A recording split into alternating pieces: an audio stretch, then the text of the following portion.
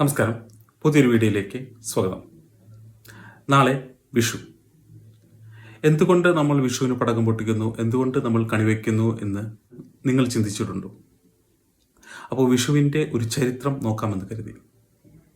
അസുരശക്തിക്ക് മേൽ ദൈവശക്തി വിജയം വരിച്ചതിൻ്റെ ഒരു ഓർമ്മപ്പെടുത്തലാണ് വിഷു. കാർഷിക പഞ്ചാംഗത്തിലെ വാർഷിക ദിനം അല്ലെങ്കിൽ വാർഷികം 1 അല്ലെങ്കിൽ കൊല്ലവർഷം 1 നമ്മൾ വിഷു ദിനത്തെ ആഘോഷിക്കാറ്. കേരളത്തിൻ്റെ കാർഷികോത്സവമാണ് വിഷു. മലയാള മാസമായ മേടം 1 നമ്മൾ വിഷു ആഘോഷിക്കാറുള്ളത്. എന്താണ് വിഷു എന്ന വാക്കിൻ്റെ അർത്ഥം? തുല്യമായത്. എന്തുകൊണ്ട് വിഷുവിന് തുല്യമായത് എന്ന അർത്ഥം വരുന്ന വാക്ക് ഉപയോഗിച്ചു? രാവും പകലും തുല്യമായി വരുന്ന ഒരു ദിനമാണ് മേടം 1. ഒരു രാശിയിൽ നിന്ന് മറ്റൊരു രാശിയിലേക്കുള്ള സൂര്യൻ്റെ പ്രയാണത്തെയാണ് എന്ന് വിശേഷിപ്പിക്കുന്നത്.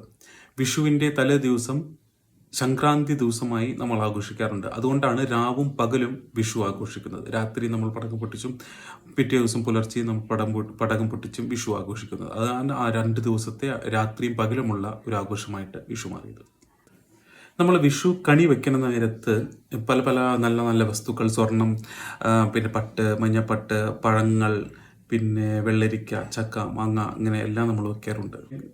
തീർച്ചയായിട്ടും കൃഷ്ണൻ്റെ വിഗ്രഹവും നമ്മൾ വയ്ക്കാറുണ്ട്. പക്ഷേ നമ്മൾ കണി കാണുന്ന നേരത്ത് നമ്മൾ ആദ്യം കാണുന്ന വസ്തു എന്താണോ അതുമായി ബന്ധപ്പെട്ടിരിക്കും നമ്മുടെ ഇനിയുള്ള വർഷങ്ങൾ എന്നാണ് പുരാതനമായിട്ട് ആൾക്കാർ പറയുന്നത്.